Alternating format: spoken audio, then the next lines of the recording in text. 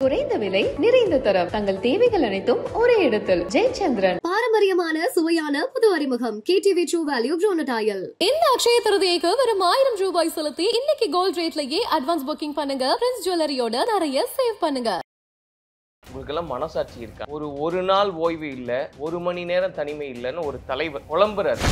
ஒரு நாள் கூட ஓய்வில்லை, ஒரு மணி நேரம் கூட தனிமை இல்லை என்கிற நிலைதான் நீடிக்கிறது. கேட்ட கேள்வி 100க்கு 100 நான் ஏற்றுக்கொள்கிறேன்.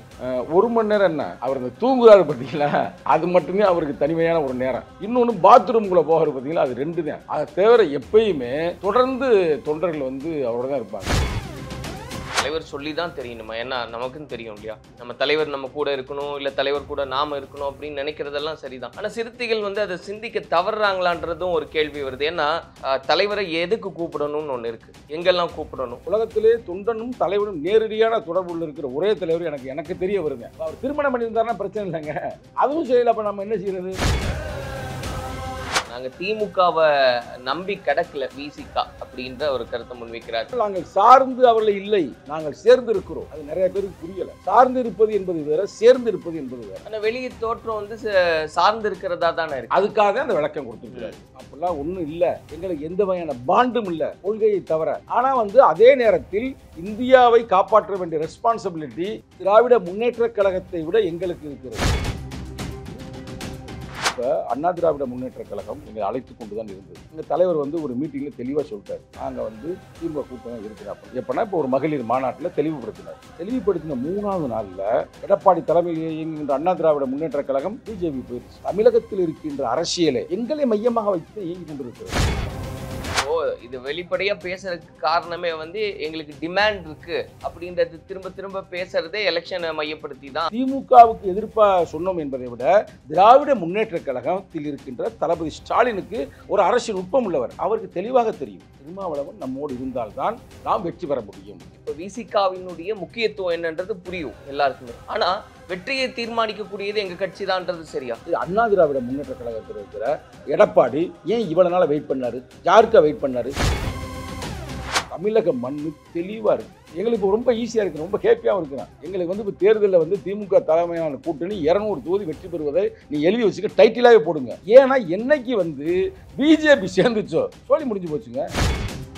இன்னைக்கு திமுக கூட்டணியில தான் நாங்க பயணப்படுவோன்றது உறுதி இருக்கு. டிசம்பர்லயும் இதே உறுதி இருக்குமா? ஏன்னா தாவேக்காவும் முடிவு பண்றோம்னு சொல்லியிருக்காங்க இல்லையா? தேர்தல்ன்றது யுத்த களம் தானே. இந்த யுத்த களத்துல நன்மை வெற்றி பெற வேண்டும் என்றால் நல்ல ஒரு வலிமையான கூட்டணி எல்லாம் இருக்கணும். விடுதலை சிறுத்தைகள் எந்த பக்கம் இருக்கிறதோ அந்த பக்கம் தான் வெற்றி என்பது தமிழகத்தில் பொதுமக்கள் தீர்மானித்திருக்கிறார். கலாட்டா நேயர்களுக்கு வணக்கம். நான் சரவண ராம்குமார். இன்னைக்கு சங்கத்தமிழன் அண்ணன் அவரை தான் சந்திக்கிறதா இருக்கும். அவர்கிட்ட நிறைய விஷயங்களை பேசலாம். வணக்கம். வணக்கம். நான் இப்போ தலைவருடைய வீடியோ வந்திருந்தது பார்த்தோம். நிறைய விஷயங்கள் பேசியிருக்காரு, கூட்டணி குறித்து, அதனுடைய நிலைப்பாடு குறித்து. இதெல்லாம் பேசும்போது முதல்ல கேட்க வேண்டிய ஒரு கேள்வியா எனக்கு தோன்றது, உங்களுக்கெல்லாம் மனசாட்சி இருக்கான்றது. வீடியோவே எங்களுக்கு தானே போட்டிருக்காரு. அதுதான் இல்ல, அதனாலதான் உங்களை பார்த்து தான் போட்டிருக்காரு. அதனாலதான் சிறுத்தைகளுக்கெல்லாம் மனசாட்சி இருக்கா? எப்படி, என்ன, ஏதாவது சொல்றீங்க? ஒரு நாள் ஓய்வு இல்லை, ஒரு மணி நேரம் தனிமை இல்லைன்னு ஒரு தலைவர் புலம்புறாரு, பேசுறாரு, இல்ல வருத்தப்படுறாரு. வருத்தப்பட வச்சிருக்கீங்க, பொது வெளியில பேச வச்சிட்டீங்க. இது சரியா? இல்லை, ரொம்ப மன வருத்தம் அளிக்கிறது. நீங்கள் கேட்கின்ற முதல் கேள்வியே நேரடியாக எங்களை காரி துப்புற மாதிரி தான் இருக்குது. சிறுத்தைகள் இல்லை, அந்த வேலையை தான் நீங்கள் பண்ணியிருக்கீங்க. இல்லை, நீங்கள் சொல்வது 100% நாங்கள் ஏற்றுக்கொள்கிறோம். எப்படின்னா, தலைவர் எங்கள் தலைவர் நிச்சயம் நீங்களும் பேட்டி எடுத்திருப்பீங்க, பார்த்துருப்பீங்க. ரொம்ப மனிதநேயத்தோடு பழகுவார். இது வரைக்கும் எனக்கு தெரிய கட்சியில் நான் பழைய தொடர்ந்து நான் இருக்கிறேன். யாரையும் கடிந்து கூட பேசி நான் பார்த்ததே இல்லைன்னு வச்சுங்களேன். 30 ஆண்டுகாலமாக தலைவரோட நான் இருக்கிறேன். ஒருத்தனை கூட என்ன அப்படின்ற கூட பேச மாட்டார். மேடையில் மட்டும் அவங்கள ஒழுங்குபடுத்துவதற்காக சொல்லுவாரே தவிர மற்ற எல்லாமே அவ்வளோ அமைதியாக இருப்பார். என்ன ஆகி போச்சுன்னா, இப்போ எங்கள் தலைவர் பொறுப்புலாம் போட வேண்டிய சில இது இருக்குது. மாவட்ட செயலராக நாங்கள் அறிவிச்சிட்டோம். இன்னும் அதுக்கடுத்த மாவட்ட நிர்வாக அமைப்புகள்லாம் போட வேண்டிய ஒரு சூழ்நிலை இருக்குது. அது கூட போட முடியாத ஒரு சூழ்நிலைக்கு தள்ளப்பட்டு தொடர்ந்து திருமணங்கள், காதுகுத்து, சடங்கு, இது மாதிரி தொடர்ந்து தொண்டர்கள் அழைக்கின்றனால் அவரால் பொறுப்புகளும் போட முடியலை. இன்னமும் சொல்ல போனோம்னா அதில் ஒன்று பதிவு பண்ணியிருப்பார், ரொம்ப வருத்தத்தோடு பதிவு பண்ணுவார். நீங்கள் கேட்ட கேள்வி 100க்கு 100 நான் ஏற்றுக்கொள்கிறேன். ஒரு மணி நேரம் என்ன, அவர் பேசுகிறாரு, அவர் அந்த தூங்குறாரு பார்த்தீங்களா, அது மட்டுமே அவருக்கு தனிமையான ஒரு நேரம். இன்னொன்னு பாத்ரூம்குள்ள போறாரு பார்த்தீங்களா, அது 2 தான். அத தவிர எப்பயுமே தொடர்ந்து தொண்டர்கள் வந்து அவரோட தான் இருப்பாங்க. அது வந்து இன்று நேற்று அல்ல. எப்போ ஒரு அமைப்பா இருந்துச்சு பார்த்தீங்களா, அந்த காலகட்டத்தில வந்து எங்க தலைவர் எப்படின்னா, "என்னால் பின்னால் வருபவர்கள் வீட்டில் வாக்கரிசி போட்டுட்டு வாங்க" அப்படின்னு சொல்லி கூப்பிட்டாரு. வாக்கரிசினா எதுக்கு போடுவாங்க உங்களுக்கு தெரியும்ல வீட்ல. அது மாரி ஒரு யுத்த காலத்துக்கு தான் எல்லாரையும் அழைத்தாரு. அப்பதான் மதுரை தோழர்கள் எங்கள மாரி மதுரை தொண்டர்கள்ங்க இவர நோக்கி வந்தார்கள். அதைத் தொடர்ந்து எல்லா மாவட்டத்திலும் பரவலா கடலூர், அப்படி சென்னை இப்ப எல்லாம் வந்துட்டாங்கன்னு வச்சுங்களேன். இன்னமும் தொண்டர்கள் அதே மனநிலையில தான் இருக்கிறாங்க. நாங்க ஒரு அரசியல் கட்சியா மாறிட்டோம். அரசியல் கட்சியான பிறகு தலைவருக்கான சில அவர் திங்க் பண்ணுவதற்கு, அவர் சில கருத்துக்களை உருவாக்குவதற்கு, இந்த அமைப்பாயத்துல புத்தகம் மாரி சில புத்தகங்கள் எழுதுவதற்கெல்லாம் அவர் காலத்தை குடுக்காமல், இத பூராமே தொண்டர்கள் வந்து அன்பு கட்டளை தான். நீ வந்து அத எதுவும் சொல்ல முடியாது. வாங்க நீங்க வந்து இப்ப 2ஆம் கட்ட தலைவர் இப்ப நான் கட்சியோட மாநில இளைஞரணி செயலாளராக இருந்தாலும் கூட, இப்ப நம்மள கூட அழைப்பார்கள் சில இடங்களில். ஆனால் நாம் செல்வதை விட, பொதுச் செயலாளர் செல்வதை விட, தொண்டர்கள் வந்து தலைவரே வரணும்னு ஆசைப்படுறாங்க. இது இன்னைக்கு நேற்று அல்ல, தொடர்ந்து உருவாகி விட்டது. அந்த மன வருத்தத்த அவர் காட்டுறாரு. ஆனா நிச்சயமாக அவர் கவலைப்பட வேண்டாம். காலப்போக்குல வந்து இப்ப நாங்க எல்லாருக்குமே பேசியிருக்கிறோம். அது மட்டும் அல்லாமல் நாளைக்கு வந்து மாவட்ட செயலாளர்கள் கூட்டம். அதுக்குதான் இது போட்டது இந்த Facebookல பேசினது. மதியத்துக்கு மேல எங்களைப் போல மேலிட பொறுப்பாளர் கூட்டம், மாநில லெவல்ல இருக்கிற மேலிட பொறுப்பாளர் கூட்டம். நாளை நாங்கள் ஒரு முடிவு செய்து விடுவோம். நீங்க இல்ல கேட்ட நான் கேள்விய இல்ல சரிதான். எனக்கு இதுக்கப்புறம் நாங்க பேசுறோம், நாங்க முடிவு செய்றோம், தலைவரும் சொல்றாரு அப்படின்னா, தலைவர் சொல்லி தான் தெரியணுமா? ஏன்னா நமக்குன்னு தெரியும் இல்லையா? நம்ம வந்து இருக்கோம், நம்ம ஒரு ஓய்வு எடுக்கிறோம், திரும்ப ஒரு பணிய தொடர்றோம், செய்றோம். நமக்கு இருக்கிறது அவருக்கு இருக்கு. ஒரு தலைவர் அப்படி பேச விடலாமான்றது தான் வருத்தம். ஏன்னா, அதாவது நீங்க சொன்ன மாரி அவர் பார்க்குறோம், யாரையுமே கடிந்து கொள்ளாத ஒரு தலைவர். அதுதான் இப்ப இருக்கிற பிரச்சனை. இப்ப நாங்களே சில நேரங்கள்ல சொல்லுவோம் தலைவர்ட்ட. என்னண்ணே நீங்க வந்து இப்ப நான் ஒண்ணு சொல்றத சொல்லக்கூடாது இருந்தாலும் சொல்றேன். தலைவருக்கு எதிர்ப்பாக, கட்சிக்கு எதிர்ப்பாக கூட சில சுய லாபத்திற்காக சில தவறுகள் செய்வார்கள். நன்றாக தெரியும் தலைவருக்கு. செய்த பிறகு வந்து திருப்பி "அண்ணே மன்னிச்சிருங்கண்ணே" அப்படின்னா உடனே ஏற்றுக்கொள்வார். அதாவது எதிரிகளை கூட ஜனநாயகப்படுத்த வேண்டும் அப்படின்றது அவருடைய கோட்பாடு. இந்த புத்தகத்த வந்து அமைப்பாத்திலும் புத்தகத்தில மைய புள்ளி என்னன்னா, எதிரிகளையும் ஜனநாயகப்படுத்த வேண்டும். பேசுவதில் கூட ஒரு ஜனநாயகம் வேண்டும் அப்படிம்பாரு. அது அவரு இருப்பதனால இது ஒரு சிக்கல். 2 மணிக்கு பார்க்கலாமுங்க அவர. 1 மணிக்கு பார்க்கலாம். தைரியமா வருவாய்ங்க ஊர்ல இருந்து. "ஏய் எங்கடா வர்றீங்க?" அப்படின்னு கேட்டா, என்னைய கூட பார்க்க யோசிப்பாய்ங்க. அண்ணன் சத்தம் போடுவாரு, சங்கடப்படுவாருன்னு நம்மள பார்க்காம, "எங்கடா போயிட்டு வந்தீங்க இவ்வளவு நேரம்?" "தலைவர தான் பார்த்துட்டு வந்தேன்." மணிய பார்த்தா 2ஆ இருக்கு. "டேய் 2 மணிக்கு உங்கள தலைவர் என்னடா எப்புட்றா அதெல்லாம் பார்க்குறீங்க? உங்க மனசாட்சி இல்லையான்னா?" எங்க தலைவர்? நாங்க பார்க்காம யாரு பார்க்குறது?" அப்படின்னா அதேவே மன்னோட சொன்னா நீங்க திருந்துருவீங்க. பட் இது நகைச்சுவையா இருந்தா கூட பிரச்சனை இல்ல. வலியோட தான் சொல்றேன். எங்க தலைவர் வண்டி இருக்கு பார்த்தீங்களா? வண்டியில முன்னணி தோழர்கள் இருக்காங்க பார்த்தீங்களா? யார் வேணுமாலும் ஏறலாம். யார் வேணுமாலும் ஏறலாம்ங்க. அவர் தனியா எதுவுமே பேச முடியாது. அவர் ஃபோன்ல கீன்ல சப்போஸ் ஒரு முதல்வர்ட்ட பேசணும், இல்ல ஒரு கலெக்டர்ட்ட பேசணும்னா கூட பேச முடியாது. பின்னாடி கச்ச கச்ச கச்சன்னு பேசிட்டே இருப்பாய்ங்க. அது மட்டும் இன்னொரு ஜோக்க சொன்னா நீ சிரிச்சிருவீங்க சொல்லித்தான்னு. டக்குன்னு யாராவது ஒருத்தன் ஃபோன் பண்ணுவான். அவனுக்கு வேண்டிய ஏதாவது ஒரு செயல் முடிக்கணும்னு இருக்கா. "அண்ணே இந்தாங்க பேசுங்கம்பாய்ங்க." தலைவர்ட்ட அப்படியே குடுப்பாய்ங்க. அவர் கேட்பாரு, "யாருப்பா? சொல்லுப்பான்னா." இவரு தான் இவரு இருக்காருண்ணே, அமைச்சர் இருக்காரு பேசுங்க." என்ன விஷயம் தெரியாது, ஏதும் தெரியாது. அது மாரி இவர் வந்து தலைவர் வந்து இன்னொன்னு அது ஏன்னு சொல்றேன் கேட்டுங்க. புரட்சியாளர் அம்பேத்கரினுடைய தொடர்ச்சியாக அம்பேத்கரை பார்த்த பிறகு யாரும் பார்த்திருக்க மாட்டாங்க. அந்த காலத்தில பார்த்தவர் யாரும் இப்ப உயிர் வாழ மாட்டாங்க. பட் அவருடைய கருத்துக்கள எல்லாரும் படிச்சிருக்காங்க பார்த்தீங்களா? அந்த கருத்தோடு இவர் களமாடுவதால், அந்த ஒரு நேரடியான ஒரு தொடர்பு. இப்ப நான் வந்து இளஞ்சிறுத்தை எழுச்சி பாஸ்ல மாநில செயலாளருங்க. இப்ப நான் ஒரு மாவட்டத்துக்கு நான் போனேன்னா, நான் போறதுக்கு முன்னாடி தலைவர்ட்ட ஒருத்தன் பேசிருவேன் அங்கேருந்து. "அண்ணன் சங்கத்தமிழ்ல வந்துட்டாப்லண்ணே" அப்படி இப்படின்னு. இப்ப நம்ம போய் ரிப்போர்ட் குடுக்கணும்ல, அங்க என்ன நடந்துச்சுன்னு. அதுக்கு முன்னாடி ரிப்போர்ட் அவருக்கு போயிரும். ஏன்னா, இவர்ட்ட இருக்கிற இன்னொரு நல்ல விஷயம் அது. என்னன்னா, நேரடியாக கட்சியில இருக்கிற எல்லா பெற்றுமே தொடர்பு இருப்பாரு. இப்ப நீங்க வந்து ஒரு மாநில பொறுப்பாளர்கிட்ட தொடர்பு இருந்துட்டு, தொண்டர்கள விட்டா பரவாயில்ல. எல்லார்ட்டயும் தொடர்பு இருப்பாருங்க. இப்படி ஒரு தலைவர நீங்க பார்க்கவே முடியாது. இன்னொரு விஷயம் சொன்னோம்னா, நீங்க ரொம்ப ஆச்சரியப்படுவீங்க. இப்ப நான் அவரோட சேர்ந்து சில நேரம் போவேன் கார்ல. சில நிகழ்வுக்கு போவேன். போய் 2 நாள் அவரோட சுத்திட்டு திரிவேன். வந்து 1 வாரம் தூங்கிருவேன். ஏன்னா, அவ்வளவு டயர்ட் ஆகி போயிரும். ஆனா, இவரு அந்த 2 நாள் முடிச்சுட்டு திடீர்னு பார்த்தா காலையில பார்த்தோம்னா, இப்ப எங்க தெரியுமா இருக்காரு? அலகாபாத்ல இருக்கிறாரு. அதுக்கு நாள் 2 நாளைக்கு முன்னாடி எங்க தெரியுமா இருந்தாரு? கேரளால இருந்தாரு. அதுக்கு முன்னாடி எங்க இருந்தாரு? டில்லில இருந்தாரு. இப்ப நாளைக்கு எங்க போவாருன்னு நமக்கு தெரியாது. இதே மாரி தொடர் பயணம் தான். தொடர் இல்ல பயணத்த அதுதான் அதுதான் நான் கேட்கிறேன். இப்போ நீங்க ஒரு விதத்துல அது ரொம்ப ஒரு சந்தோஷமான விஷயம் தான். நம்ம தலைவர் நம்ம கூட இருக்கணும், இல்ல தலைவர் கூட நாம இருக்கணும் அப்படின்னு நினைக்கிறதெல்லாம் சரிதான். ஆனா சிறுத்தைகள் வந்து அத சிந்திக்க தவறுறாங்களான்றதும் ஒரு கேள்வி வருது. ஏன்னா, தலைவரை எதுக்கு கூப்பிடணும்னு ஒண்ணு இருக்கு. எங்கெல்லாம் கூப்பிடணும்? ஏன்னா தலைவருடைய வேலை என்னன்றது இருக்கு. நீங்க ஒரு கட்டமைப்பை எப்படி வலுப்படுத்துறதுல கூட்டணி வரைக்கும் எல்லா விஷயங்களையும் அவர் யோசிக்கணும். அவர கூட்டிட்டு போய் ஒரு கல்யாணத்துல உட்கார வச்சுட்டு நான் சந்தோஷப்படுறேன் அப்படிங்கிறது சரிதானா? அப்ப சிறுத்தைகள் சிந்திக்க தவறுறாங்களா? இல்ல சிந்திக்க இல்ல. இது ஒரு அன்பின் ஒரு வெளிப்பாடு தான். இல்ல அன்பு ஏன்னா, தானா? ஆனா ஒரு தொடர்ந்து வரையறை இருக்குல்ல. தலைமுறை தலைமுறையாக இந்த ஒடுக்கப்பட்ட சமூகம் எந்த வகையான பாதுகாப்பு இல்லாம இருந்த சமூகத்துல ஒரு தலைவன பார்க்குறாங்க. அதாவது வர மாணிக்கமாக அவர பார்த்ததுமே, வாங்க எங்க காலடி மண்ணு பட்டுச்சுன்னா எங்களுக்கு சிறப்பா இருக்கும் அப்படின்றத அவங்க செயல்படுகிறார்கள். அதுவும் தொடர்ந்து டக்குன்னு ஒரு நாள்ல நிப்பாட்ட முடியல. நான் சொல்றது எப்ப இருந்து 90ல இருந்து இதே வேலைங்க. மதுரை மாவட்டத்துக்கு வருவாருன்னு வச்சுங்களேன். வந்தாருன்னா, இன்னமும் 30, 40 ஆண்டுகளுக்கு முன்னால் அவர் பழகியிருப்பார் பார்த்தீங்களா தொண்டர்கள். அவங்க வீட்டுக்கு நேரடியா போவாரு.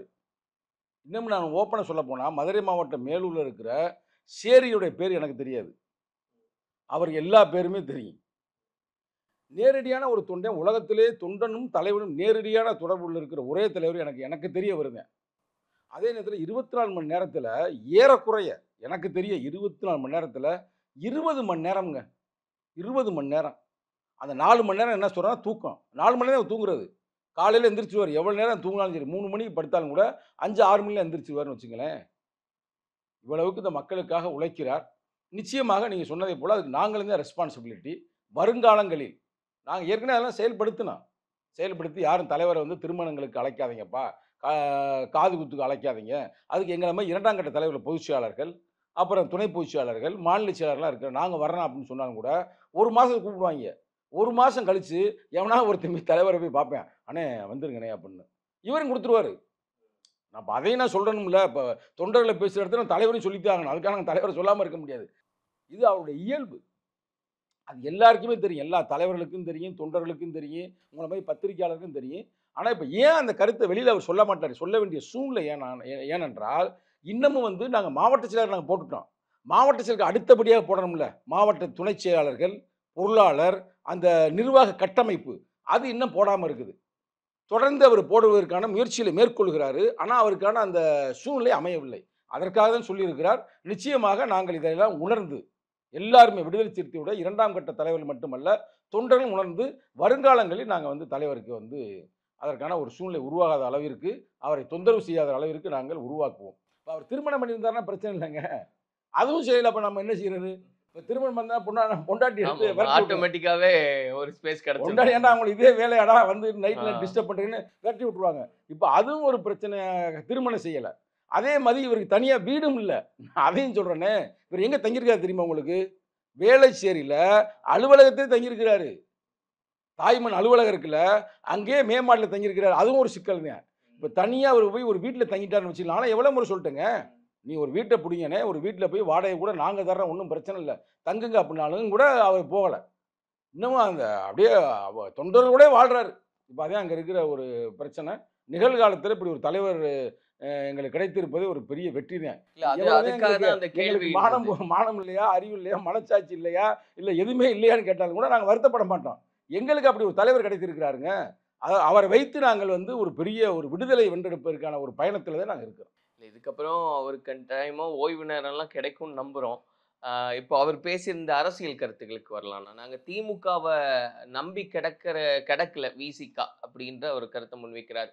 ஆக்சுவலா இது ஒரு சிக்னல் குடுக்குறாரு. ஒண்ணு தொண்டர்களுக்கு தெளிவுபடுத்தணும் ஒரு கருத்து. அதே நேரத்துல திமுக கிட்ட ஒரு மெசேஜை கடத்துறார் அப்படின்றதையும் சொல்றாங்க. உங்களுடைய பார்வை எப்படி இருக்கு? அதாவது என்னுடைய பார்வை என்பதை விட பொதுவான பார்வையை என்ன நான் சொல்றேன், கருத்தை சொல்றேன்னா, அவர் ஒரு யதார்த்தமான பேச்சாளர். எங்க தலைவர் ஒரு யதார்த்தத்தை பேசக்கூடியவர், உண்மையை பேசக்கூடியவர், நேர்மையை பேசக்கூடியவர், இன்னும் ஜனநாயக ரீதியாக பேசக்கூடியவர். அவர் என்ன அந்த கருத்தை பதிவு செய்கிறார், நிறைய பேர்கள் அவர் சொன்ன சொல்லாடல் நான் சொல்றேனே, சில அற்பர்கள் இவர் மாறி ஈறி போனாலும் போயிடுவார் அப்படின்ற மாதிரி செய்திகளை பரப்புகிறார்கள். ஒன்று. இன்னொரு விஷயம் என்ன சொல்றாங்கன்னா, இவர் திமுகவை நத்தி பிழைக்கிறார் அப்படின்னா யாரு? கட்சி தொண்டர்கள். திமுகவை நக்கி இல்ல, நத்தி. அழகான தமிழ் சொல்லாடல். சார்ந்து இருக்கிறது அப்படின்ற மாதிரி. ஆனால் நாங்கள் சார்ந்து அவர்களை இல்லை, நாங்கள் சேர்ந்து இருக்கிறோம். அது நிறைய பேருக்கு புரியல. சார்ந்து இருப்பது என்பது வேற, சேர்ந்து இருப்பது என்பது வேற. ஆனா வெளியே தோற்றம் சார்ந்து இருக்கிறதா தானே இருக்கு. அதுக்காக அந்த விளக்கம் கொடுத்துருக்கிறாரு. அப்படிலாம் ஒன்றும் இல்லை. எங்களுக்கு எந்த வகையான பாண்டும் இல்லை, கொள்கையை தவிர. இப்போ சில பேர் ஸ்வீட் பாக்ஸ் எதிர்பார்ப்பாங்க. சில பேர் என்னென்னமோ எதிர்பார்ப்பாங்க, உங்களுக்கு தெரியாது ஒன்றும் இல்லை அரசியலில். எங்கள் தலைவருக்கு அதெல்லாம் க்ளீனாக இருக்கிறார். எங்களுக்கு வந்து திமுகவை வந்து ஏன் நம்பி இல்லை என்பது ஒரு யதார்த்தமான சொல்லாடல். உங்களுக்கு புரியுதா? ஆனால் வந்து அதே நேரத்தில் இந்தியாவை காப்பாற்ற வேண்டிய ரெஸ்பான்சிபிலிட்டி திராவிட முன்னேற்ற கழகத்தை விட எங்களுக்கு இருக்கிறது. ஏனென்றால் நாங்கள் தான் தேசம் காப்போம்ன்ற மாநாடு நடத்தினோம், தேசம் காப்போம்ன்ற பேரணி நடத்தினோம். அது மட்டுமல்லாமல் இஸ்லாமியர்களுக்காக பாதுகாப்புக்காக இன்று வரை நாங்கள் களமாடுகிறோம். நேற்று கூட ஒரு ஃபேஸ்புக்கில் வந்து பேசினார் பார்த்தீங்கன்னா, நேரலையில் பேசுனது எதுக்காக தெரியுமா? 2 விஷயம். ஒன்று, நாளை எல்லா மாவட்ட செயலாளரும் பெறப்பட்டு வாங்க, அதே மாதிரி மாநில பொறுப்பாளர் மேலிட பொறுப்பாளர் வாங்கன்னு சொல்லி முடித்த பிறகு மே மாதத்தில் நாம் ஒரு மாபெரும் பேரணி நடத்தப் போகிறோம். இஸ்லாமியர்களுக்கு பாதுகாப்பாக இந்த வக்பு சட்டத்தை எதிர்த்து அதுக்காக கூட்டப்பட்டது. அப்போ அவ்வளவுக்கு இஸ்லாமியர்களும் எங்களை நம்புகிறாங்க. இப்படி நம்பி இருக்கிற இந்த காலகட்டத்தில் சில பேர் அப்படி சொல்கிறாங்க பார்த்தீங்களா, அவங்களுக்கு பயிர் சொல்ல வேண்டும் என்பதற்காக தான் சொல்கிறாரே தவிர திராவிட முன்னேற்ற கழகத்திற்கு இல்லை. திராவிட முன்னேற்ற கழகம் எங்களை நன்றாக உணர்ந்திருக்கிறது. அதற்கு உண்மையான ஒரு கருத்தை நான் சொல்கிறேன். தளபதி ஸ்டாலின் அவர்கள், தமிழக முதல்வர் அவர்கள் நேற்று என்ன சொன்னார் பார்த்தீங்களா, கவனிச்சிங்களா? எங்கள் பாமக எங்கள் கூட்டணி வரப்போன்னு சொல்கிறாங்க, அப்படிலாம் எங்கள் கூட்டணிலாம் வரலை, எங்கள் கூட்டணி சிறப்பாக இருக்கிறதுன்னு அவர் எங்களுக்கு சொன்னதே அந்த கருத்து. நாங்கள் பாமகவெல்லாம் சேர்க்கலை, அவங்க கேட்குறாங்க, அதான் உண்மை. ஆனால் நாங்கள் சேர்க்கலை, நாங்கள் என்றைக்குமே விடுதலை சிறுத்தைகளோடு தான் இருக்கிறோம். ஏனென்றால் எங்கள் தலைவர் சில ஆண்டுகளுக்கு முன்னால் சொன்னார், பாமக பிஜேபி கூட்டணியில் இல்லைன்றவர்.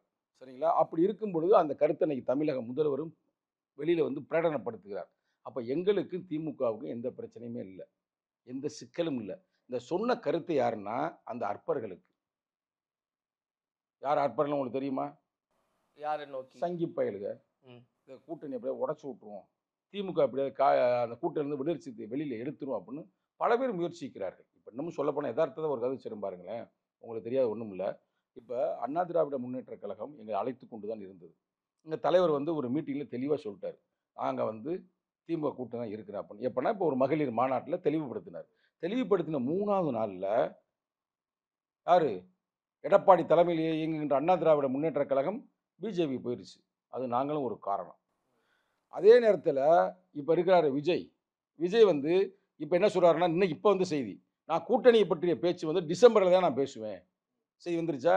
அப்போ ஆக மொத்தம் தமிழகத்தில் இருக்கின்ற அரசியலே எங்களை மையமாக வைத்து தான் இயங்கி கொண்டு இருக்கிறது. இப்போ நீ கேட்ட முதல் கேள்வியில், உங்கள் தலைவரை நீ தூங்க விட மாட்டீங்க, உங்கள் தலைவருக்கு வந்து 24 டார்ச்சரை கொடுக்குறீங்க அப்படின்ல, அந்த உழைப்பு கிடைத்த வெற்றிங்க.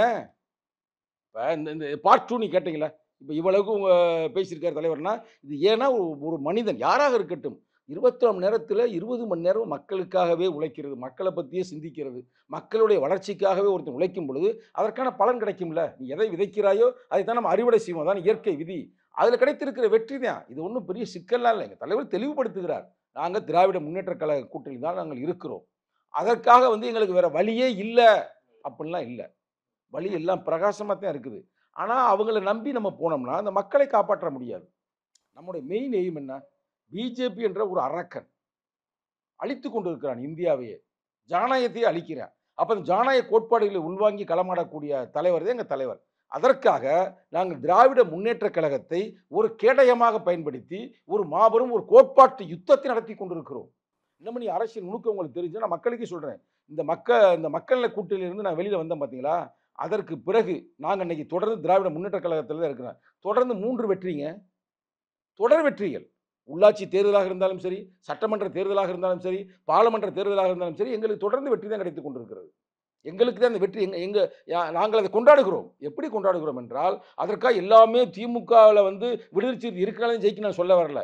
எங்களால் அவர்களுக்கும், அவர்களால் எங்களுக்கும் கொள்கை ரீதியாக கோட்பாட்டு ரீதியான ஒரு பயணம். அந்த பயணம் கூட நல்லா யோசித்து பாருங்களேன். நாம் தமிழ்நாட்டு அரசியலை பொறுத்த வரைக்கும் பிஜேபி வேணுமா வேணாமா அதுதான் யுத்த கிழமை. பிஜேபிக்கு இன்னும் சொல்லப்போனால் ஒரு எதிர்ப்பு அளதான். இன்னைக்கு வந்து அண்ணா திராவிட முன்னேற்ற கழகம் எப்படி கூட்டணி வைக்கிறான்னு எனக்கு தெரியல. அந்த அம்மா என்ன சொல்லுச்சுங்க, மோடியா இந்த லேடியா யார் சொல்ல முடியும்? தைரியமாக சொன்னாங்க. அது மட்டும் இல்லாமல் ஒரு கருத்து சொன்னாங்க, நான் தெரியாமல் நான் வந்து பிஜேபியோட கூட்டணி வச்சுட்டேன், அதுக்கு ஒரு பரிகாரமாக நானே அவர்களை கவிழ்த்தேன், என் வாழ்நாளில் நிச்சயமாக வாழ்நாளில் எந்த காலகட்டத்திலும் உயிரோடு இருக்கிற வரைக்கும் நான் கூட்டணியை வைக்க மாட்டேன்னு சொன்னாங்க. சொன்ன மாதிரி இருந்தாங்க. இன்னைக்கு அந்த அம்மா செத்தா பிறகு இவங்க போய் கூட்டணி வைக்கிறார்கள். இது மானக்கேடு தானே, யோசித்து பாருங்க, வெக்கக்கேடு தானே. இன்னைக்கு அந்த அம்மாவுடைய ஆத்மா சாந்தி அடையாதுங்க. அப்போ இவ்வளவு ஒரு சிக்கல்கள் இருக்கும் பொழுது நாங்கள் கொண்ட கொள்கைகளை எங்கள் தலைவர் எங்கேயாவது முரண்பாக பேசியிருக்கிறாரா? அன்னைக்கு எடுத்த முடிவுங்க. இத்தனை ஆண்டுகளுக்கு முன்னாடி எடுத்த முடிவு. பாமக பிஜேபி இல்லாத கூட்டணி நாங்கள் பயணிப்போம். அதுதான் பயணிக்கிறோம். அதே நேரத்தில் திராவிட முன்னேற்ற கழகத்தை நாங்கள் சொல்லவில்லை. நீங்க பாட்டு நினைச்சிடக்கூடாது. தளபதி ஸ்டாலினுக்கு தான் சொல்றோம். எங்களுக்கு எல்லா பக்கமும் எங்களுக்கு ஓப்பனா இருக்கு அப்படின்னு அவருக்கு எல்லாமே தெரியுங்க. இல்ல அது ஒரு சிக்னல் தான் சொல்றாங்க. இப்போ இது வெளிப்படையா பேசுறதுக்கு காரணமே வந்து எங்களுக்கு டிமாண்ட் இருக்கு அப்படின்றது திரும்ப திரும்ப பேசுறதே எலெக்ஷனை மையப்படுத்தி தான். இல்ல அவருக்கே தெரியும். இதுல வந்து நம்ம யாரையும் குறைத்து மதிப்பிடவில்லை. நம்ம தேர்தல் சம்பந்தமா நம்ம வந்து ஏறக்குறைய ஏட்டி பூட்டியா பேசக்கூடாதுன்னு எங்க தலைவர் சொல்லியிருக்காரு. அதையும் நான் பதிவு செய்யறேன். அது குறிப்பா எனக்கு சொல்லப்பட்டது. அதையும் நான் ஏற்றுக்கொள்கிறேன். சரியா? குறிப்பாக இப்ப நான் பேசுவதற்கு முன்னாடி எங்க தலைவரோட பெர்மிஷன் வாங்கிட்டு தான் பேசுறேன். நான் அதெல்லாம் ஃபாலோ பண்ணுறேன். தலைவருக்கு முன்னாடி அண்ணன் இப்படி கலெக்டர் டிவியில் வந்திருக்கிறாங்க, நான் பேசலாமா என்ன அப்படின்னு அவர்கிட்ட பெர்மிஷன் வாங்காமல் நான் பேசலை. அதனால் அது வந்து திமுகவுக்கு எதிர்ப்பாக சொன்னோம் என்பதை விட திராவிட முன்னேற்ற கழகத்தில் இருக்கின்ற தளபதி ஸ்டாலினுக்கு ஒரு அரசியல் நுட்பம் உள்ளவர். அவருக்கு தெளிவாக தெரியும். திருமாவளவன் நம்மோடு இருந்தால்தான் நாம் வெற்றி பெற முடியும். ஏனென்றால் நீ சொன்ன அதே கருத்தியா உண்மையாக உழைக்கிறார், நேர்மையாக உழைக்கிறார், மக்களின் பக்கம் இருக்கிறார், இன்னும் சங்கிகளை தோல் உரிக்கிறார். அப்போ அப்படிப்பட்ட ஒரு தலைவன் தேவைப்படுதில்லை. இப்போ விசிகாவினுடைய முக்கியத்துவம் என்னன்றது புரியும் எல்லாருக்குமே. ஆனா வெற்றியை தீர்மானிக்கக்கூடியது எங்க கட்சி தான்ன்றது சரியா? இல்லை, நம்ம அப்படி சொல்ல முடியாது. தேர்தலை பொறுத்த சமூகத்தை விடுங்க. தேர்தலை பொறுத்த வரைக்கும் வெற்றி ரொம்ப முக்கியம். அதை நம்ம வந்து யாராக இருந்தாலும் சரி, ஒருத்தர் வந்து 40 ஓட்டு வாங்கியிருக்கிறேன், ஒருத்தர் 41 ஓட்டு வாங்கியிருக்கானா 41 ஓட்டு வாங்கினதே வெற்றி பெறுவேன். அது வெற்றி பெற்றவனை பற்றி தான் உலகம் பேசும். அவர்கள் எடுக்கின்ற முடிவு தான் அங்கே ஒரு அரசியலுக்கு ஒரு சாதகமாக அமையும், மக்களுக்கு சாதகமாக அமையும். அப்படிப்பட்ட காலகட்டத்தில் இன்னைக்கு வந்து விடுதலை சிறுத்தைகள் வந்து இல்லாத ஊர் இல்லை, உள்ளாத இடமே இல்லை. ஏறக்குறைய ஒரு காலகட்டத்தில் எங்கள் கட்சி ஆரம்பிக்கும் பொழுது ஒரு சாதி கட்சின்ற முத்திரை இருந்தது என்னமோ உண்மைதான். ஆனால் இன்னைக்கு வந்து தமிழகத்தில் இருக்கின்ற அனைத்து தரப்பு மக்களுமே ஏற்றுக்கொள்கிறார்கள். இல்லை அது மாறிடுச்சு, முற்றா மாறிவிட்டதால் எந்த வகையான மாற்று கருத்துமே இல்லை. இப்போ கூட உங்களை நான் பேசிக்கொண்டிருக்க ஒரு தருணத்தில் இப்போ உங்கள் ஃபோன் நீங்கள் வந்தீங்க வர்றதுக்கு முன்னாடி என்ன ஆயிடுச்சுன்னா, பொள்ளாச்சி பக்கத்தில் ஒரு ஊரில் ஒரு கோயில் இருக்கான், கால பைரவர் கோயில். நான் சொல்கிற பதிவு பண்ணுறேன், கால பைரவர் கோயில். அந்த கோயிலில் இருக்கிற பூசாரி எல்லாருக்குமே வந்து சரிசமமாக உள்ள அழைத்து எல்லாருக்கும் செய்கிறாரு. அங்கே இருக்கிற சில சங்கிகள், அந்த ஊரில் இருக்கிற சில சங்கிகள் அப்படிலாம் செய்யக்கூடாது, அருந்ததி மக்களுக்கு வெளியே இருந்தால் நீ திருநூறு கொடுக்கணும்னு தடை செய்கிறதுக்கு வர்றாங்க. ஆனால் அந்த சாமியார் வந்து எங்கள் தலித் இல்லை, அந்த பூசாரி. அவர் என்ன சொல்லுங்க, நான் அப்படிலாம் செய்ய முடியாது, நான் மொத்தமாக தான் இருப்பேன், அப்படி இல்லை என்றால் நான் திருமாவளவன்ட்டே நான் கம்ப்ளைண்ட் பண்ணுவேன் அப்படின்னு எனக்கு ஃபோன் பண்ணுறாருங்க. ஃபோன் பண்ணி எனக்கு நெருக்கடி கொடுக்குறார்கள் அப்படின்னா உடனே எஸ்பிக்கு பேசி அங்கே இருக்க எங்கள் மாவட்ட செயலருக்கு பேசி இப்போ எல்லாத்தையும் அங்கே அனுப்பி விட்ருக்கேன் இடத்துக்கு, பிரச்சனை சால்வ் பண்ணுங்க, அப்படி ரொம்ப பிரச்சனையாக இருந்தால் நம்ம மேற்கொண்டு நம்ம நடவடிக்கை எடுப்போம்னு. அப்போ அவர் வந்து தலித் இல்லை, ஆனால் ஜனநாயகத்தை உள்வாங்கியிருக்கிறார், உண்மையை உள்வாங்கியிருக்கிறார், நேர்மையை உள்வாங்கியிருக்கிறாரு. அப்போ இப்படி ஒரு பிரச்சனை வந்தால் எழுச்சி தமிழரை ஃபோன் பண்ணுவோம், அவர்கிட்ட நம்ம கான்டாக்டில் போவோம் அப்படின்றது பரவலாக இன்னைக்கு தமிழகத்தில் ஒரு பெண்மகளுக்கு பிரச்சனை வந்தாலும் சரி, தலித்து அல்லாதோர், நீ தலித்து மட்டும் நினைக்காதீங்க, தலித்துக்குள்ளே பல பிரிவு இருக்கிறாங்க. இப்போ அவங்கள அருந்ததி மக்கள் அப்போ எங்களை நோக்கி தானே வர்றாங்க. இப்போ எங்கள் தலைவர் எந்த வரவு செலவுமே பார்க்கறது இல்லைங்க. அவங்க எந்த சாதி எந்த சமூகம்னு பார்க்கறது இல்லை. இன்னமும் 90களில் சொன்ன ஒரு முழக்கம் நிறைய பேர் கட்சிக்காரனை மறந்துருப்பேன், நான் ஞாபகப்படுத்துங்க பாருங்களேன். அப்போ நாங்கள் கேட்போம், விடுதலை சிறுத்தைகளுக்கு என்னங்க ஸ்கோப்பு, என்ன விஷன் அப்படின்னு சொல்லும்போது அவர் என்ன சொல்லுவார்னா, சாதியற்ற மதமற்ற மாற்றாதே மதிக்கின்ற மண்ணின் மைந்தர்கள் தான் விடுதலை சிறுத்தைகள். எப்படி சாதியற்ற மதமற்ற மனித மாண்பு உள்ள மாற்றாரை மதிக்கின்ற மண்ணின் மைந்தர்கள் தான் விடுதலை சிறுத்தைகள். இவ்வளவே எங்க நம்ம அளவு கொடுப்பா, நம்ம அதை நோக்கி தான் போகணும். கடைசி மனிதனுக்கும் ஜனநாயகம், எளிய மக்களுக்கும் அதிகாரம். அது யாராலுமா இருக்கலாம். ஒரு ஊரில் வந்து மெஜாரிட்டியாக வந்து பறையர் கூட இருக்கலாம், ஆனால் அங்கே வந்து இந்த மைனாரிட்டியாக செட்டியார் கூட இருக்கலாம். அப்போ நம்ம யார் பக்கத்து நிற்கணும்னா செட்டியார் பக்கத்து தான் நிற்கணும். ஒரு பிரச்சனை வந்தா அதுக்காக நீ பறையருக்கு போய் நிற்க கூட, அவங்க மெஜாரிட்டி இருக்கிறாங்க ஆல்மோஸ்ட். சில ஊரில் நீங்களே போய் பார்த்தா தெரியும். இப்போ அன்னைக்கு கூட கள்ளக்குறிச்சி நான் போனேன், கள்ளக்குறிச்சியில் மெஜாரிட்டியாக பறையர்கள் தான் இருக்கிறாங்க. ஆனால் பறையர்கள் செய்கிற எல்லா செயலையுமே நாங்கள் ஆதரிக்க மாட்டோம். அதில் ஒரு நேர்மை இருக்குன்னா அதில் ஒரு உண்மை இருக்குன்னு இப்படி தான் எங்களெல்லாம் வளர்த்து எடுத்துக்கிறார். அமைப்பகத்தில் புத்தகத்தில் கூட அதைத்தான் வலியுறுத்துகிறார்.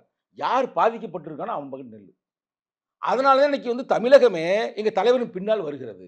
இல்லைண்ணா இது புரியுது. நான் கேட்க வந்தது தான், இன்னைக்கு எப்படி இருக்கு டிமாண்ட் அப்படின்றதும் புரிஞ்சுக்கிறோம் நம்ம. ஏன்னா இப்போ அதிமுக பாஜக கூட்டணி இருக்கு, பாஜக நாம் தமிழரை எதிர்பார்க்குது, அதிமுக வந்து தாவேக்காவை எதிர்பார்க்குது, தாவேக்கா விசிகாவை எதிர்பார்க்குது. அப்போ விசிகாவுடைய ரோல் அப்படின்றது புரியுது. ஆனா நீங்க வெற்றியை தீர்மானிக்கக்கூடிய சக்தியா இருக்கும் அப்படின்றது ஏற்புடையதான்றது தான். இல்லை, அதுதானே உண்மையும் கூட. இதை நம்ம மறைச்சி பேசுறதுக்கு ஒன்றுமே இல்லையே. சரி, அண்ணா திராவிட முன்னேற்ற கழகத்தில் இருக்கிற எடப்பாடி ஏன் இவ்வளவு நாளா வெயிட் பண்ணாரு? யாருக்காக வெயிட் பண்ணாரு? எங்களுக்காக வெயிட் பண்ணாரு. விஜய்க்காக வெயிட் பண்ணாருன்றது பொதுவெளியில இல்ல, இல்ல, பேசப்படுறது அப்படி இல்லை. இல்லையா? எங்களுக்காக வெயிட் பண்ணாரு. விஜய் கூட எங்களை அழைக்கிறாரு. உங்களை எப்படி அழைக்கிறாரு என்னன்றதெல்லாம் பழைய வரலாறு தெரியும். நாங்க அவங்க அழைக்கிறாங்க, இவங்க அழைக்கிறாங்க, நம்ம போக முடியாது. நமக்கு பெரிய ரெஸ்பான்சிபிலிட்டி இருக்குங்க. ஏன் தேசம் காப்போம் மாநாடு ஏன் நடத்தணும்? வெல்லும் ஜனநாயகம் ஏன் நடத்தணும்? இது எல்லாமே புரட்சி அம்பேத்கருடைய கோட்பாடுகள். அந்த கோட்பாடுகளை வலிமைப்படுத்த வேண்டும் என்பதற்காக தான் இந்தியா கூட்டணியை நாங்கள் உருவாக்குகிறோம். இந்தியா கூட்டணி உருவானதற்கு எங்கள் தலைவருடைய பங்கு ரொம்ப அதிகம் இருக்குது. உங்களுக்கே தெரியும். அங்கே போய் நார்த் இந்தியாவில் போய் உட்காந்து எல்லா தலைவர்களையும் சந்தித்து மக்கள் நல கூட்டணி முடிஞ்ச பிறகு இன்னைக்கு இந்தியா கூட்டணி என்று உருவாவதற்கு முக்கியமான காரணம் எங்கள் தலைவர் தானே. அந்த இந்தியா கூட்டணி ஒரு பகுதி தானே திமுக, அது ஒரு சின்ன பங்கு தானே விடுதலை சிறுத்தைகள். அப்போ நாங்கள் எல்லாரும் நாங்கள் என்ன நினைக்கிறோம் என்றால் இந்தியாவை பாதுகாக்க வேண்டும். அப்போ இவங்க கூப்பிட்றாங்க, அவங்க கூப்பிட்றாங்க, எங்கள் நோக்கம்லாம் இல்லை. எங்கள் நோக்கம் வந்து யார் மூலமாக பிஜேபி வீழ்த்த முடியும்? அது திமுக மூலமாக. இல்ல, இது ஒரு கேள்வி இருக்குண்ணா. இப்ப நீங்க சொல்றீங்க இங்க வந்து பிஜேபி எதிர்ப்பு தான் அரசியல் அப்படின்றீங்க. நடக்க இருக்கிறது தமிழ்நாட்டினுடைய சட்டமன்ற தேர்தல். இங்க திமுகவா அதிமுகவான்ற கேள்விதான் இருக்கணுமே தவிர்த்து பாஜகவை எதிர்க்கிறது அப்படின்றது இந்த கட்டமைப்பே நீங்க வேணும்னே பண்றீங்கன்றது தான் நிறைய பேர் குற்றச்சாட்டு. நெறியாளர் அவர்களே, இந்த இடத்துல நான் தெளிவுபடுத்துறேன் நெறியாளருக்கு. உண்மையிலேயே வந்து தமிழகத்தை பொறுத்த வரைக்கும் திமுகவா அதிமுகவா ரெண்டு தான் மெயின். அதிமுக பக்கத்து யார் சேர்றா, திமுக பக்கத்து யார் சேர்றா, இதை வச்சுதான் பயணம் போய்கிட்டே இருக்கு. சேராதுக்கு முன்னாடி வரைக்குமே பாஜகவை தானே. இல்ல நான் வரனே உங்க பதிலுக்கு வரனே, அதுதான் பயணம். ஆனா இந்த பாஜகன்ற ஒரு அமைப்பு வந்த பிறகு எவன் எப்படி போனாலும் சரி பாஜகவுக்கு எதிர்ப்பாக இருக்கிறான் வெற்றி பெறும். ஏன்னா அது நம்ம உழைத்த உழைப்பு. நம்ம தமிழ் மண்ணில் தந்தை பெரியாராக இருக்கட்டும், இல்லை புரட்சி அம்பேத்கர் கோட்பாடுகளை உள்வாய் களமாகக்கூடிய விடுதலை சிறுத்தைகளாக இருக்கட்டும், இல்லை திமுகவாக இருக்கட்டும், இல்லை கம்யூனிஸ்டாக இருக்கட்டும், இல்லை காமராஜர் கருத்துக்களை உள்வாங்குகின்ற களமாடக்கூடிய இன்னைக்கு காங்கிரஸாக இருக்கட்டும், நம்ம வந்து உண்மையான ஒரு மக்களை அரசியல்படுத்தி வச்சிருக்கிறோம். அது வந்து என்றைக்குமே பிஜேபி பக்கம் போகாது. போனால் ரொம்ப மைனராக போகும். சில சாதி வெறியர்களும் மத வெறியர்களும் ஓட்டு போடுவாங்க. அதனால் இப்போ வந்து இப்போயே அறிவிக்கு பிரகடனப்படுத்தப்பட்டதுங்க. ஒருவேளை அதிமுக தனியாக நின்றாலும் கூட, அதிமுகவோடு சேர்ந்து சில கூட்டணியில் வைத்து திமுக கண்டாலும் கூட ஒரு டஃப்பாக இருக்குங்க. எப்போ வந்து அதிமுகவோடு பிஜேபி சேர்ந்துச்சோ, இல்லை என்னைக்கு வந்து பிஜேபி அதிமுகவை அமைக்கிருச்சோ அன்னைக்கே சோழி முடிஞ்சிருச்சு. அதாவது ஒரு கருத்து சொல்றீங்க, நீ சிரிச்சிடக்கூடாது, நான் ஒரு யதார்த்தமான கருத்து சொல்கிறேன். எப்படி வந்து அதிமுக வந்து போய் சேர்ந்துச்சு? அவங்க ஒன்றும் போய் சேரலைங்க, அமைக்கிட்டாங்க. வலையை போட்டு மீனை பிடிக்கிற மாதிரி பிடிச்சிட்டாங்க. அதான் சானாலே என்றைக்குமே பிரச்சனை. யார்? அமித்ஷா. அவர்னால அவங்களுக்கு பிரச்சனை. தமிழ்நாட்டில் 3 சா இருக்கு. ஒன்று சாதி, இன்னொன்று வந்து யாரு? சாராயம். சாராயத்திலும் பிரச்சனை. சாதி மட்டும் இல்லைங்க, அதே நேரத்தில் சாமினாலையும் பிரச்சனை. 3 சாங்க இங்கே. சாதி, சாமி, சாராயம். அங்கே மேலே ஒரே சாதம் அமித்ஷா. அவர் காலி பண்ணிட்டார். மிரட்டி தாங்க சேர்த்திருக்காரு. எனக்கு தெரியுமுங்க. எனக்கு ஏடிமிக்கல நண்பர்கள் இருக்காங்க. இல்ல, அப்படி எல்லாம் நடக்கல. இது யதார்த்தமாவே அமைஞ்ச ஒரு கூட்டணி தான். நான் சொல்றேன் உண்மையை. சங்கத்தமிழ கலெக்டர் டிவிக்கு உண்மையை சொல்லுகிறேன். எடப்பாடியை மிரட்டி அவங்களுடைய சம்பந்தி, அவங்களுடைய பையன் சில ஊழல்கள் செய்திருக்கிறார்கள். அதை வந்து கண்டுபிடிக்கப்பட்டு, அவங்களுடைய பிஸ்னஸ் எங்கே இருக்குது? பெங்களூர்லாம் இருக்குது. கண்டுபிடிக்கப்பட்டு டேபிளில் போட்டு, உங்களுக்கு இவ்வளோ பிரச்சனை இருக்குது, தூக்கி உள்ளே போடவா, இந்த பக்கத்து செங்கோட்டையை நாங்கள் ரெடி பண்ணிட்டோம், செங்கோட்டையை வச்சு நாங்கள் ரன் பண்ணிடுவோம், என்ன சொல்கிற அப்படின்னு. ஐயா சாமி என்னை ஆளை விடுங்க, அமித்ஷா ஜி அப்படின்னு காலில் விழுந்து அவர் சரண்டர் ஆகிட்டார். இல்லை, அப்படி பயப்பட்டாருன்னு நீங்கள் ஒரு லாஜிக் சொல்கிறீங்கன்னா, அன்னைக்கு மேடையில் அமித்ஷா அவர்கள்கிட்ட கேட்குறாங்க, கூட்டணி ஆட்சி அமையுமானா அது நாங்கள் வந்து வெற்றி சமயத்தில் நாங்கள் சொல்கிறோம் அப்படின்றது அமித்ஷா பதிவு பண்ணுறாரு. அது மேடையில் பதிவாகுது. ஆனால் திரும்ப எடப்பாடி பழனிசாமி அவர்கள் சொல்லும்போது இங்கே கூட்டணி மட்டும்தான், கூட்டணி ஆட்சி கிடையாது, ஆட்சியில் பங்கு கிடையாதுன்றது தெல்ல தெளிவா நெத்தி போட்டுல அடிச்ச மாதிரி சொன்னார். அப்போ அந்த தைரியம் இருக்கு அப்படின்றவர் எப்படி நீங்க பணி வைக்கணும்? இல்ல அது கருத்தை நான் உங்களுக்கு தெளிவுபடுத்துறேன். எப்படின்னா, அவர் சொல்றாரு அமித்ஷா இங்கே எப்படி கூட்டணி ஆட்சி தான் அப்படின்றாரு. நான் வரவேற்கிறேன் அவரோட கருத்தை. வந்து நான் கூட்டணி ஆட்சி என்பது ஜனநாயகத்தில் வழங்கப்பட்ட ஒரு சிறப்பான பண்பு. ஆனால் இன்னைக்கு இவர் வந்து சொல்றாரு அப்படிலாம் இல்லைன்றாருல. எழுதி வச்சுங்க வெள்ளை பேப்பரில். கரெக்டாக நிச்சயம் அவங்க வந்து வெற்றி பெறுவதற்கு வாய்ப்பு இல்லை. ஒருவேளை ஏதாவது குண்டக்க மண்டக்க வேலைகளை செய்து அங்கே இருக்கிற கிஷனை வேலை செய்து ஏதாவது வந்தாலும் கூட நிச்சயம் பிஜேபி அவ்வளோ சீக்கிரத்தில் அவரை வந்து முதல்வராக்க விட மாட்டாங்க. எழுதி வச்சுங்க வெள்ளை பேப்பர். இந்த அமித்ஷா தெளிவா சொல்றாரு, எடப்பாடி பழனிசாமி அவர்கள் தலைமையில தான் இங்க கூட்டணி அப்படின்றது. நீங்க பொறுத்திருந்து பாருங்க. இப்பதான் வலையில விழுந்திருக்கு. இல்லண்ணா நீங்க இங்க சொல்றீங்க வலைய மிரட்டுறாங்க. இல்ல இல்ல வலைய வீசுறீங்க. அது ஒரு பெரிய மீன் மாட்டிருச்சு. மீனை மாட்டினாலும் அதை வந்து இப்போ குழம்பு வைக்கிறதுக்கு கொஞ்சம் டைம் பிடிக்கும்ல. அதை வந்து சுரண்டணும், அதை சுத்தப்படுத்தணும், வெட்டணும், கிளீன் பண்ணணும். கிளீன் பண்ணி பிறகு தானே குழம்பு வைக்க முடியும். அப்போ தான் சாப்பிட முடியும். இப்போ வலையில விழுந்த மீன் தான் நம்ம எடப்பாடி. இனி குழம்பு வைக்கிற சூழ்நிலை அப்படி தான் அமையும். நீ வேணா பாருங்களேன், வெற்றி பெற முடியாது. என்னைக்கு வந்து நல்லா கேட்டுங்க, தமிழக மண் தெளிவாக இருக்குது. எங்களுக்கு இப்போ ரொம்ப ஈஸியாக இருக்குது, ரொம்ப ஹேப்பியாகவும் இருக்கிறான். எங்களுக்கு வந்து இப்போ தேர்தலில் வந்து திமுக தலைமையிலான கூட்டணி 200 தொகுதி வெற்றி பெறுவதை நீ எழுதி வச்சுக்க, டைட்டிலாகவே போடுங்க. ஏன்னா என்னைக்கு வந்து பிஜேபி சேர்ந்துச்சோ சொல்லி முடிஞ்சு போச்சுங்க. இப்போ இங்கே வரைக்கும் பாமக மேலே கூட்டணி இருந்துச்சுல, பாமக போகல நம்ம இது வரைக்கும். அங்கேயே பிரச்சனை. அப்பா ஒரு போயிட்டு போகிறாரு, பையன் ஒரு போயிட்டு போகிறாப்புல. எடப்பாடி மாட்டிக்கிட்டாப்புல, வேற ஒன்றுமே இல்லை. எடப்பாடியை வந்து மாற்றி வச்சிருக்கிறாங்க. ஆனால் சொல்ல முடியாது, கடைசி நேரத்தில் எடப்பாடி தப்பிச்சு வந்தாலும் கூட வந்துடலாம். இல்ல நீங்க சொன்னது அது பயந்து ஒரு கூட்டணி உருவாகுதுன்னு நீங்க. ஆனா அவர் தைரியமா பேசுறாரு, அவருடைய நடவடிக்கையும் தைரியமா தான் இருக்குங்கும் போது எப்படி அந்த ஒரு கணக்கு அப்படின்றதெல்லாம் இல்லவே இல்லைன்றதான. இன்னொன்னு, நாங்க யார் கூட கூட்டணி வச்சா உங்களுக்கு என்ன, ஏன் உங்களுக்கு எரியுது, நீங்க ஏன் பயப்படுறீங்கன்னு அவர் கேட்கறாரு. இல்ல அது அப்படி நினைக்கக்கூடாது. இந்த இடத்துல எங்க தலைவர் ஒரு கருத்து அழகா சொன்னார். அண்ணா திராவிட முன்னேற்ற கழகம் வலிமை அடைய வேண்டும். அதில் மாற்று கருத்து இல்லை. அது எதிர்க்கட்சியாக இருந்தாலும் கூட. ஏன்னா நம்ம மாநில சுயாட்சி, மாநிலடைய வளர்ச்சியை மையமாக உருவாக்கப்பட்ட கட்சி மாநில கட்சி. இப்போ இவங்க வந்து அந்த பிஜேபி சேருவதால் அதிமுக கொஞ்சம் கொஞ்சமாக அழித்து விடுவார்கள். அதுக்கு பல வரலாறு இருக்குங்க. மத்திய பிரதேசத்தில் எப்படி வந்தாங்க? ஒரு சும்மா தான் உள்ளே நுழைஞ்சாங்க. உத்தரப்பிரதேசத்தில் கூட அப்படி தான் வந்தாங்க. ஆரம்பத்தில் காங்கிரஸ் எப்பயுமே வெற்றி பெறக்கூடிய மாநிலம் உத்தரப்பிரதேஷ். அங்கேயும் பின்னாடி தான் வந்தாங்க. ஏன் இப்போ கரண்டை பாருங்க, நம்ம மகாராஷ்டிராவில் ஏக்நாத் ஷிண்டே உருவாக்குனாங்களா இல்லையா? அவங்க நேரடியான டோரை ஓப்பன் பண்ணி வர்றதே இல்லைங்க. இல்லை மறைமுகமாக வருவாங்க. இன்னைக்கு பிடிச்சிருக்குது யாருன்னா, அண்ணா திராவிட முன்னேற்ற கழகத்துக்கு மேலே உட்காந்து அவங்க குதிரை சவாரி செய்கிறாங்க. குதிரை சவாரி திரும்பி போயிருக்கீங்களா? குதிரையில் மேலே உட்காந்து சவாரி போகிறதுங்க.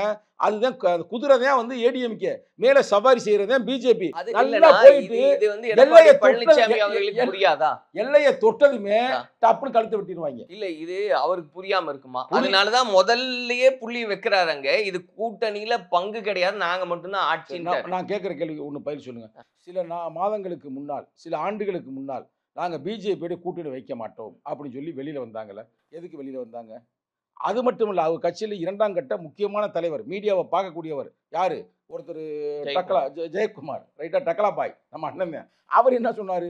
அவர் கிளீனாக சொன்னார், நான் வந்து ஒரு மன்னன் மாதிரி வாழ்ந்தேங்க இந்த ஏரியாவில், நானே தோற்று போயிட்டா காரணம் இந்த பிஜேபி தானே பகிரங்கமாக சொன்னார். இந்த நேரத்தில் நான் பதிவு செய்ய விரும்புகிறேன். இன்னமும் சொல்ல போனால் அந்த காலகட்டத்தில் அவர் பிஜேபியோடு மட்டும் சேராமல் இருந்தால் இன்னும் 4 சீட்டு கூட வந்திருப்பாங்க.